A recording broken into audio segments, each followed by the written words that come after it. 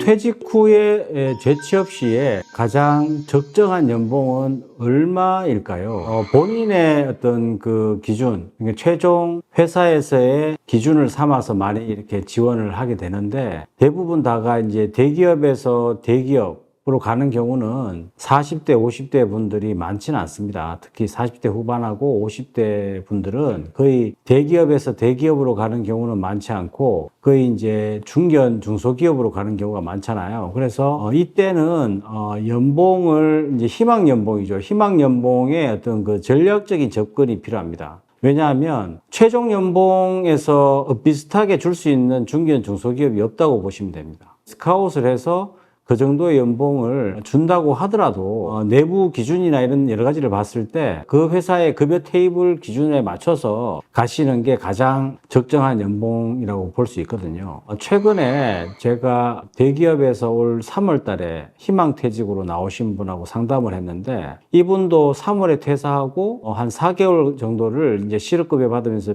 충분히 쉬셨대요. 기존에 직장 생활을 한 23년 정도를 하셨기 때문에 좀 쉬시고 싶어서 한 4개월 정도 쉬고 5개월째부터 이제 한 7월 달, 8월 달부터 이제 구직 활동을 하셨는데, 대기업에 오랫동안 근무를 하셨고 업무도 굉장히 전문성을 가지고 계셨기 때문에 본인도 자신감이 있었고 지원하는 회사마다 다 이제 서류 통과해서 이제 면접을 보시게 된 거예요. 희망 연봉이 얼마냐 이렇게 물어봤는데, 이분도 이제 기본적으로 성과가 포함해서 이제 대기업에서 받던 연봉이 한 1억 2천 정도 됩니다. 1억 2천 정도 되는데, 그 정도의 금액에서 이제 얼마 정도를 낮춰서 얘기해야 될지를 잘 몰랐대요. 고정급이 한 1억 정도였으니까 고정급을 좀 일정 정도 이렇게 낮춰서 제안을 했답니다. 근데 그 회사의 반응은 이제 일정 정도 이제 나중에 연락을 드리겠다고 하고 탈락 통보를 한 거예요. 그래서 그렇게 해서 지원했던 회사 한 두세 군데가 이제 처우 문제로, 연봉이나 처우 문제로 자꾸 떨어지니까 이분도 힘이 빠진 거예요. 내가 퇴직하고 나서 급여를 좀 낮춰서 진행을 해도 이제 떨어지니까 어떻게 연봉을 책정을 해야 합격할 수 있는지를 저와 이렇게 상담을 하게 된 겁니다. 그래서 제가 이제 말씀드린 거는 그랬어요.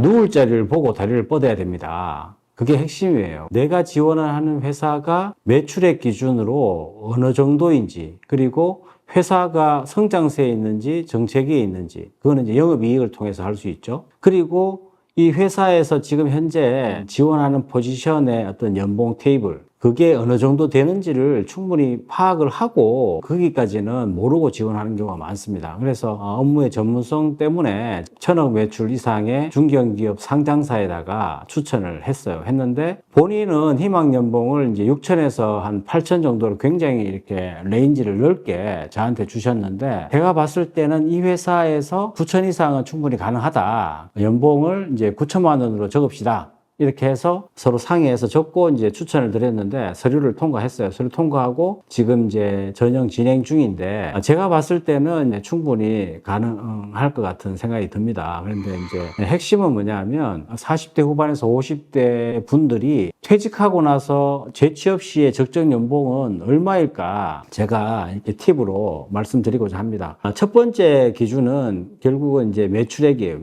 매출액은 상장사 기준 중견기업이라고 하면 매출 1,000억대를 기준으로 보시면 됩니다. 그거는 그 회사를 검색을 하면 매출액 정도는 나오거든요. 매출액과 영업이익 정도는 나오기 때문에 여러분들도 충분히 확인하실 수 있고요. 1,000억대 이상의 상장사 기준이라고 보신다면은 우리가 이제 40대 후반부터 50대는 이제 부장급이라고 보시면 되죠. 직급은 부장급인데, 부장급의 연봉을 직무마다 조금씩 틀립니다. 이제 예를 들어서 이제 엔지니어 쪽, 그러니까 공대 출신의 엔지니어 분들은 이제 9천 이상 가능하시고요. 그리고 이제 누구나 다 할 수 있는 직무, 예를 들면 인사나 총무나 이런 쪽의 업무들은 한 7천대로 보시면 됩니다. 7천대로 보시면 되고, 회계 쪽이나 나름대로 좀 전문성이 있는 부분은 이제 8천에서 9천 정도도 충분히 가능하시거든요. 그러니까 그 정도의 어떤 회사별로 연봉에 대한 기본적인 레인지, 적정 연봉대를 본인이 생각하시고 거기다가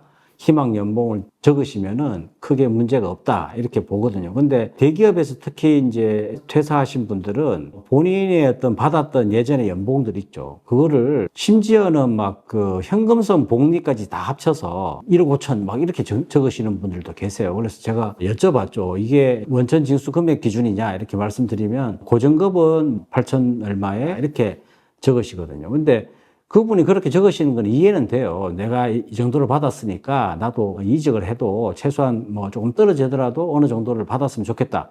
이 기준이 뭐냐면 굉장히 본인 기준입니다. 본인 기준. 시장의 기준이 아니고 본인 기준이에요. 그러니까 본인 기준으로는 퇴사하고 나서 뭐 희망퇴직이라든지 이제 비자발적 퇴직이라든지 이런 퇴직하고 나서의 재취업 시의 연봉은 이 기준으로 가시면 거의 100% 떨어지십니다. 그렇기 때문에 여러분들이 최종 연봉을 대기업에서 받았던 최종 연봉, 그것도 고정급 플러스 성과급 플러스 현금성 복지까지 다 적어버리면 어디에도 그걸 감당할 수 있는 데가 없어요. 그리고 없기 때문에 여러분들이 그거를 적으시는 것도 제가 봤을 때는 안 적으시는 게 좋아요.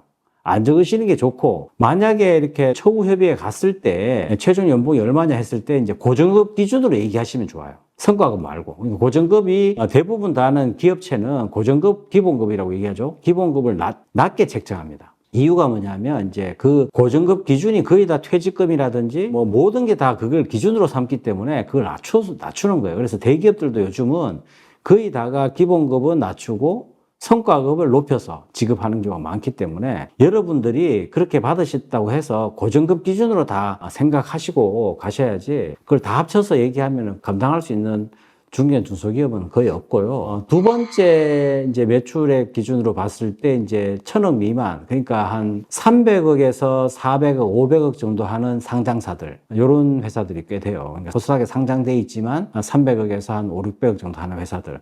이 회사들은 기본적으로 7, 8천이라 보시면 돼요. 7, 8천. 이 기준에서 움직이시면 돼요. 그러니까 내가 뭐 언제 얼마를 받았든지 이게 중요한 게 아니고 그 회사에서 일정 정도 전체 기준을 봤을 때 7, 8천. 조금 더 엔지니어 쪽은 한 9천까지도 생각하시면 되는데 기본적인 게 7, 8천.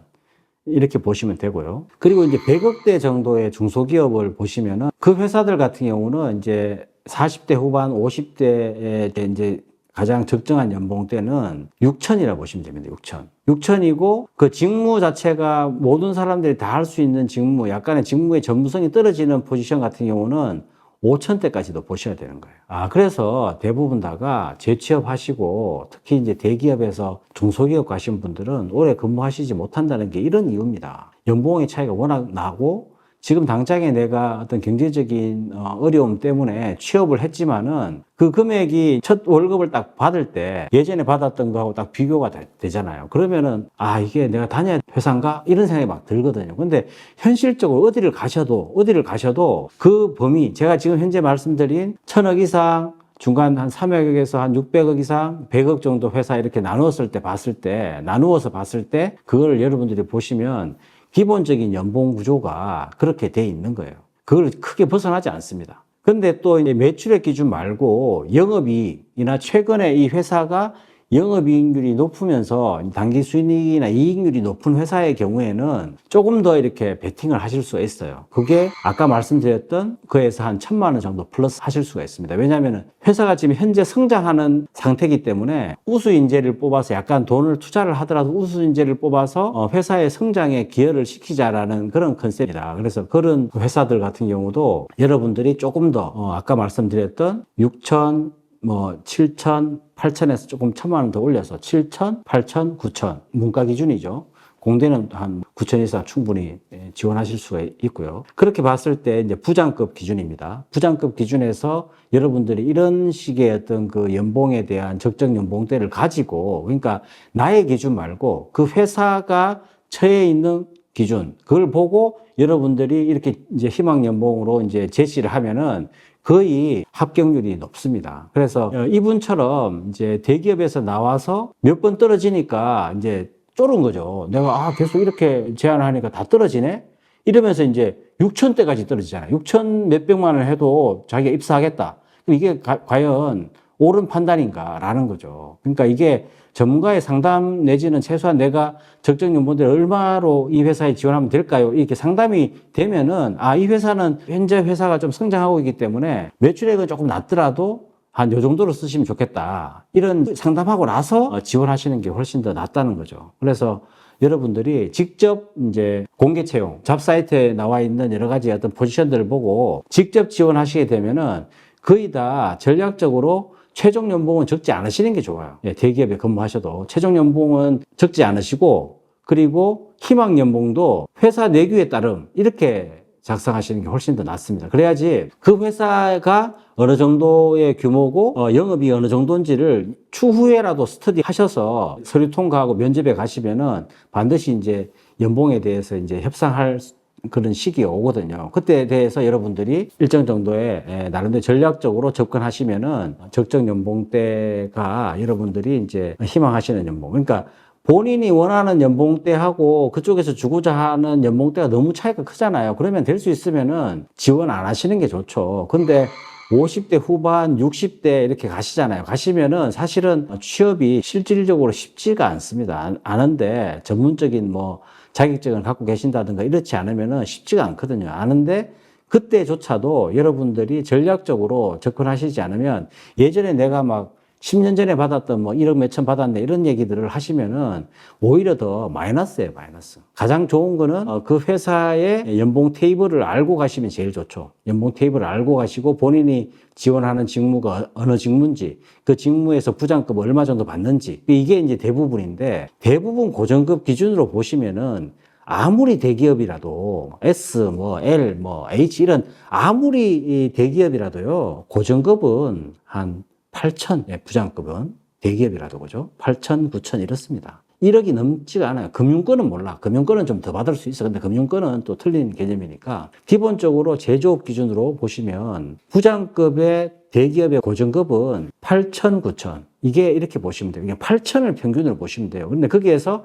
약간 떨어질 수도 있고 7천대로 떨어질 수도 있고 이제 9천대로 올라가실 수 있는데 그거는 업무의 전문성, 그 다음에 그 회사에 맞는 연봉 테이블이 있고 대부분 다 중견 중소기업들은요 부장급 하면 7천 이렇게 보시면 돼요. 7천. 조금 이제 경력 관리를 잘 하셨다 그러면 8천 이렇게 보시면 됩니다. 그러니까 이 7천, 8천, 뭐 9천인데 예전에 내가 1억 2천 받았네, 1억 3천 받았네 이런 게 아무 의미가 없는 거예요. 회사의 내규에 따름 이렇게 하시는 게 가장 적절한 재취업 시 필요한 적정 연봉대라 이렇게 말씀드릴 수 있습니다.